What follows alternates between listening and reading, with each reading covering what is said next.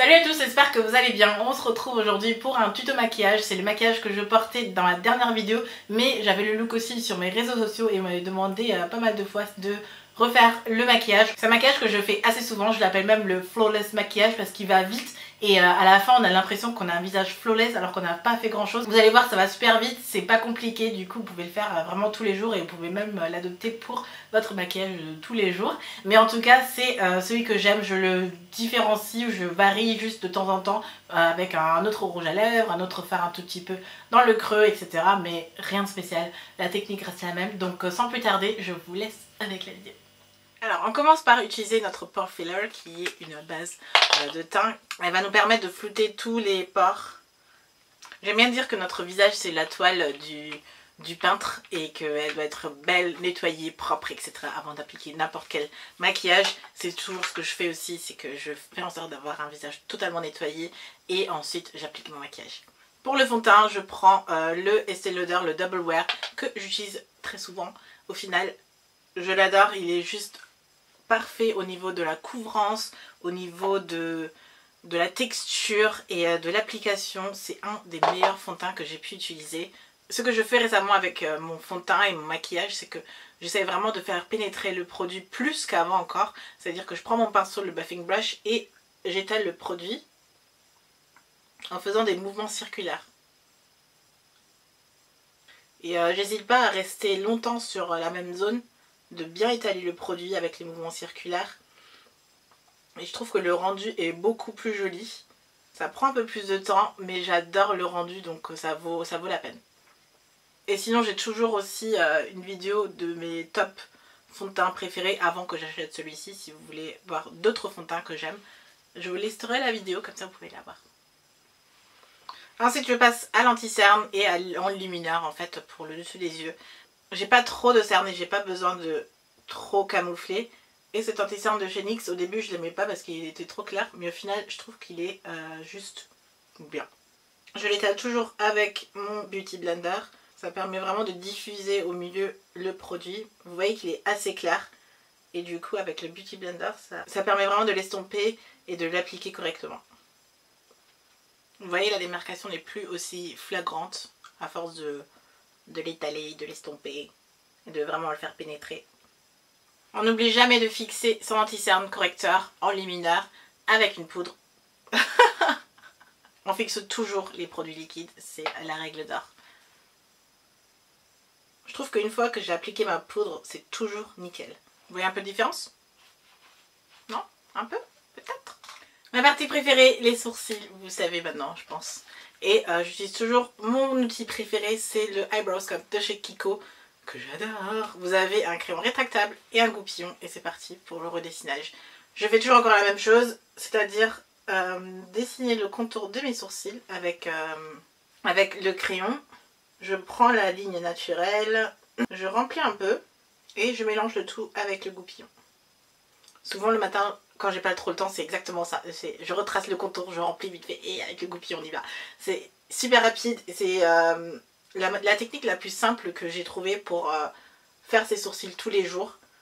Prochaine étape avec mes sourcils, c'est retracer le contour encore une fois avec cette fois-ci un correcteur ou un anti-cerne un peu plus clair pour faire ressortir les sourcils, pour les rendre jolis, pour nettoyer un peu le contour, pour donner une illusion de sourcils parfait en fait. C'est aussi simple que ça. Je mets le correcteur anti-cerne en dessous de l'arcade sourcilière, un peu au-dessus, je retrace là où je veux et en fondant le tout, vous allez voir que le rendu est bluffant, vous avez l'impression que votre sourcil est refait.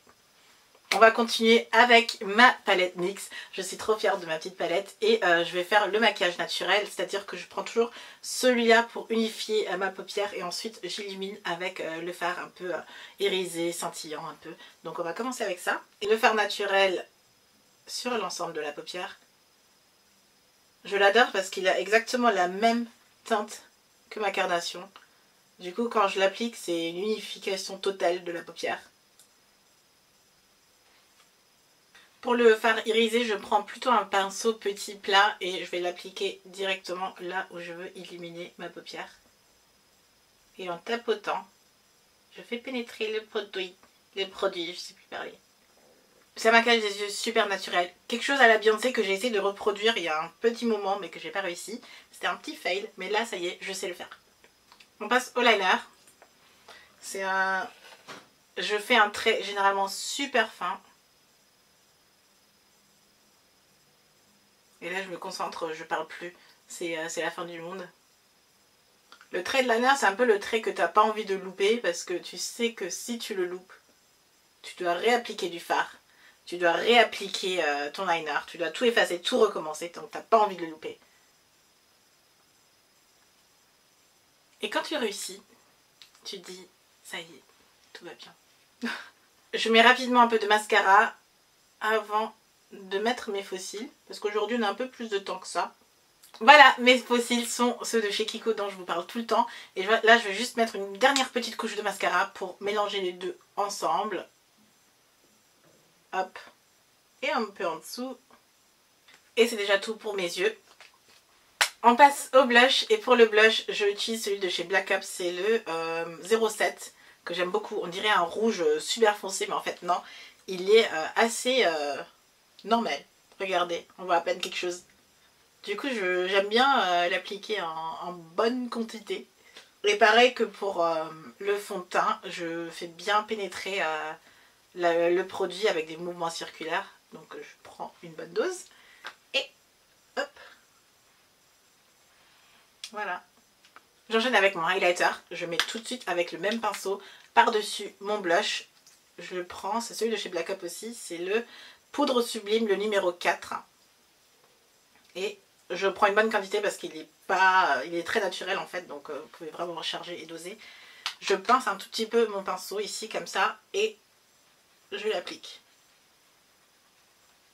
Je l'adore, il est trop beau. En ce moment j'aime aussi faire un tout petit peu de contouring, un léger contouring.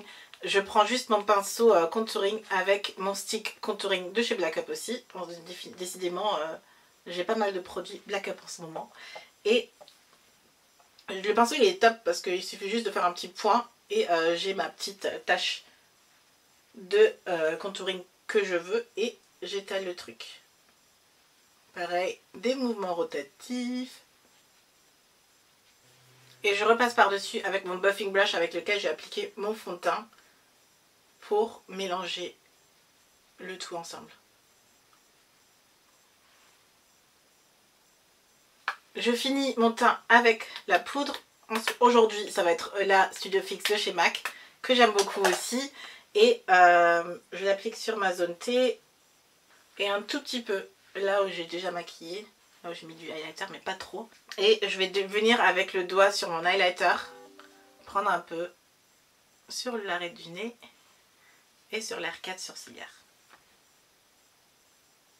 Voilà. Donc mon teint est fini. On passe à la dernière étape, mon étape préférée, ce sont les lèvres.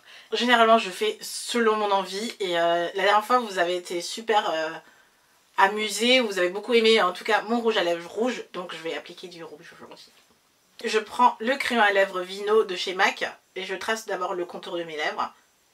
Et j'adore tracer le contour de mes lèvres parce que je trouve que ça fait d'une part tenir le maquillage, mais aussi ça permet bien de délimiter vos lèvres, de bien les redessiner pour avoir une jolie forme. C'est ce qui rend le rouge à lèvres encore plus joli, etc. Donc moi je suis fan de retracer le contour des lèvres.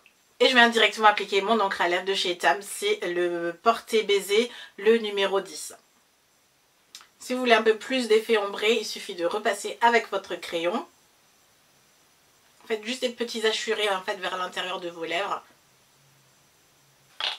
Maintenant il suffit juste de défaire mon foulard pour avoir mes cheveux.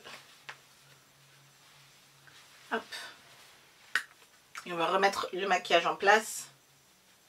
On va retracer la délimitation.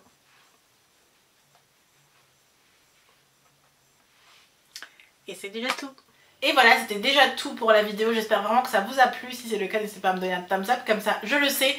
Et si vous n'êtes pas encore abonné à la chaîne, n'hésitez pas à vous abonner pour suivre les vidéos parce que je reviens très bientôt. Et d'ici là, je vous souhaite encore une bonne journée, une bonne soirée. Et je vous fais plein de bisous. Bye.